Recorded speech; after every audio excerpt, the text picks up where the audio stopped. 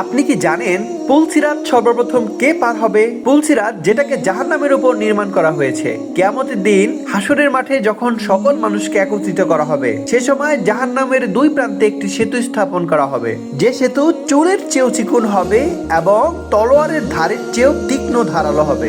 আর এই সেতুর উপর দিয়ে প্রত্যেক ব্যক্তিকে পার হতে হবে, যদিও সে নেক ও গুনাহগার হয়, মুসলমান হয় অথবা কাফের হয়, নবী হয় অথবা নবীর উম্মত হয়। প্রত্যেকটা মানুষকে সেই সেতুর উপর দিয়ে কিয়ামতের দিন পার হতে হবে, যার বর্ণনা মহান আল্লাহ তাআলা সূরা মরিয়মের 71 ও 72 নম্বর আয়াতে বর্ণনা করেছেন। এবং এই পুলসিরাত সর্বপ্রথম আমাদের প্রিয় নবী হযরত মুহাম্মদ সাল্লাল্লাহু আলাইহি সাল্লাম পার হওয়ার সৌভাগ্য লাভ করবেন।